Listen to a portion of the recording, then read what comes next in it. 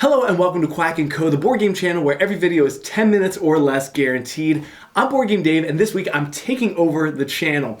And it's Wild West Wednesdays, a day typically when we talk about Kickstarters on this channel. Now, Jesse had me on, of course, and said, Wild West Wednesday, talk about your Kickstarters. How about maybe like the top 10 Kickstarters you've ever backed? And I said, Jesse, I've only ever backed 2 games in my entire life. And those 2 games are Endless Winter, amazing game, and Verdant, lovely game. And that's it. So I can't really talk about that. So instead, today I'm going to talk about why I don't back Kickstarters, right? What's my deal? I don't like Kickstarter. I don't like crowdfunding.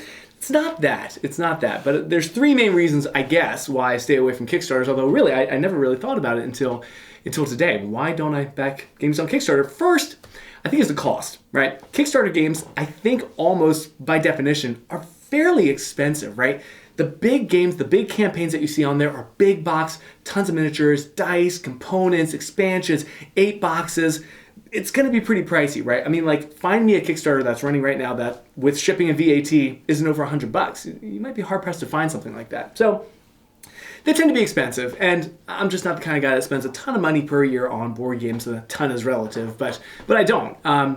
And also, bloat, right? Going along with the cost. A lot of these games, like I said, it just seems like content and components for the sake of content and components, right? They just want to show you, here is all this crazy stuff, right? 10,000 components, cards, and miniatures, and dice, and all that stuff. And I just feel like I don't really need that, right? How am I going to get that to the table? The setup, the teardown alone, punching out the boards alone, just seems so daunting, and I just don't know if I really want a game like that. That's so overwhelmingly oppressive a presence in my collection. So games are too big, they cost too much, and I just don't know if I'm going to play them that much. Number 2 is the wait. Again, almost by definition, Kickstarter games are going to take a long time to get to you. Of course, I had that experience with Endless Winter. Verdant, absolutely not so much, but there is this element of waiting for a game. Now, there's something to be said for the joy of the anticipation. Sometimes that's the best part of something is the anticipation, but also, I want to get the game and start playing it right away. And I guess I'm one of those people, I maybe just don't have the patience for waiting around for a Kickstarter to show up. My typical pattern is I find out about a game on YouTube, and then I buy it immediately, and then it shows up, and I've read the rule book in the meantime, and I'm ready to play the day it shows up. And there's like a 1-week period between learning about a game and getting a game delivered to my door. That's the way I like it, and I don't like sitting around waiting for a game to show up, which is the Kickstarter and GameFound model. The other thing that I also consider is, by the time that game shows up, if it's going to be an year, if it's going to be a year and a half, it's going to be 2 years. I hope it's not 2 years for you, but if it is, am I still going to want the game? Am I still going to be as passionate and fired up about this game? Or by the time it comes, it's going to show up and I'm going to go, hey, what is this game? Lacrimosa? I don't even remember what this game's about, right? That's not good. So the wait, the delay between purchasing and getting the game, it just, I don't know, it makes me nervous. I'm not a huge fan of that. Now, Endless Winter was different because I knew that I was going to love that game. Verdant, same thing. I knew everything about the game in and out. I said, this is a perfect game for me and Hannah to play. Didn't mind the wait, knew it was going to be amazing. But for a lot of these games, you just don't know. Which brings me to point number 3 is the game any good? And I think, honestly, with Kickstarters, it can be a little bit hard to find out. Of course, Kickstarter people on the other end who are promoting these games are going to put videos on there, on the page that are very enthusiastic and flowery and singing all kinds of praises about the game, and that's natural, and I like to think the best about most of these content creators. They are genuinely enthusiastic about the games. That being said, you're probably not going to see a video that talks about the 10 reasons why you shouldn't back this Kickstarter, the 10 worst things about this game, or here's some flaws, or here's who this game might not be for, right? And you're getting this skewed perspective, and sure, when you're scrolling down through that campaign page, it's all looking pretty epic, right? And you're thinking, man, I love this game, it's going to be the best game in the collection. But is it, and how do you know, right? And my philosophy is, better to wait until the game's delivered. A lot of people have gotten their hands on it.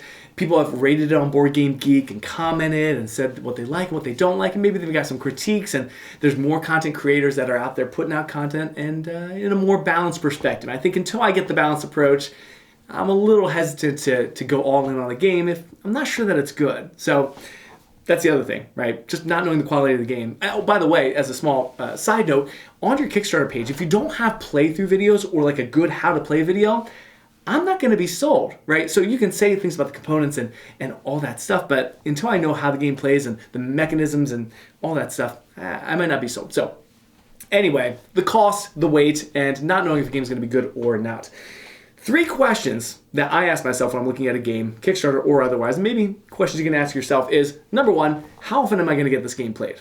Realistically, and I do want you to be very, very, candid with yourself. Are you going to get it played 5 times in the course of its lifetime? And is that enough for you, right? Maybe if you got to the game table 5 times, that'd be perfect, right? Or maybe, am I going to get this game played once? Maybe, or maybe not at all. And is that okay? Are you okay spending $150 on a game that will never get played? And that's up to you to decide. So be realistic. How many times are you going to get this game played? Because it might be lower than you think. The other question I ask myself is, do I have a similar game in my collection already? I was on the fence about a game called Tabanusi for so long. It was like the top of my want to buy list, and I just kept hemming and hawing and watching review videos and reading the rule book and watching playthroughs. And eventually I ended up not getting it because I have another game called Teotihuacan that's not the same game. Very different games, but they kind of do the same thing. And for me, I'll just play Teotihuacan. I don't need another game that does something similar, has similar, mechanisms. Now, your threshold for how similar a game is to another game might vary. For me, it's pretty broad, and if a game's pretty similar, for example, another one, Heaven and Nail and Riverboat, I got to a point where I felt like I didn't need both in my collection because they do some things similarly. So if you have a game that's already like the one you're looking at buying, do you really need that second game? Maybe you already have 13 dungeon crawler, miniature, dice, epic, maybe you don't need another one. That's all I'm saying. And then the final thing I ask myself, and this has really, really helped me, by the way, with slowing down my purchases, kind of getting a more precise, methodical board game collection is, I really try to picture who am I going to play this board game with. Right? Is my main gaming group going to like this game? Or are they not really about it? Is Hannah going to like this game? She's my main gaming partner. If she doesn't like it, it's not going to get played that much. Does it have a solo mode?